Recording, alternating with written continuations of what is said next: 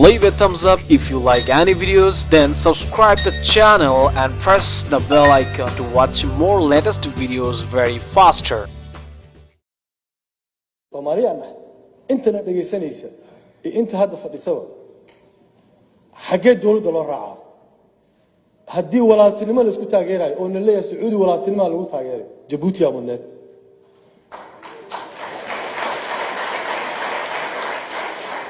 haddii dan la isku taageerayeen Sacuudi maalinta danta laga rabaa mudnaan man siyaasadda dibad maxay ku dhisan tahay ma yaa ii sheegi kara marka waa siyaasad habeen guura ayada dhan meel loo raac lama yaqaan meel ay Soomaali geynaysana malaha maxayna dhigaysaa marka inaan noqono friends of everybody nobody إذا صاحب لنا مجلسه value وما تاجني وهذا value وتاجنا كذا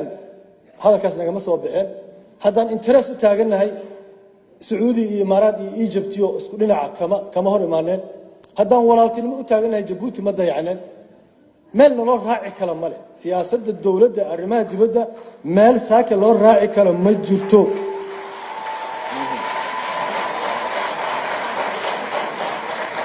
waxaan u baahanahay marka waxa yarka hon haysano oo hard earning oo sida Ilaahay og yahay lagu soo kasbay isku jiidka Soomaali lagu keenay meesha lagu soo gaarsiiyay talada hadda Soomaalidu ay ayadu rabto inay ka baxdo dhibka oo qof kasto Soomaali isbeeski yar ku jira deeq waay oo Soomaalida hammi iyo han oo soo galay ah inay ka weynaadaan meelaha yarka ay ku oodan yihiin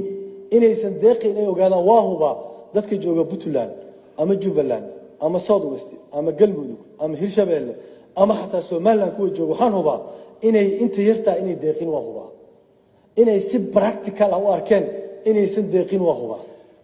inay u yeengaraynayaan ay rabaan inay ka tilaabsadaan waa rabaan laakiin ma aha wixii yaraayo la soo dhisay in gadaal loo dumiyo oo hay'adihii dawladda anagoo arkayna la dumiyo oo hay'adihii nabadgelyo anagoo arkayna la dumiyo oo hamigii Soomaalida anagoo arkayna la dumiyo walaalayaal rag iyo dumarba waa mahadsantihiin laakiin waa ina ogaataan dalkeena marxaladda uu ku sugan yahay waa marxalad adag waa marxalad aad u adag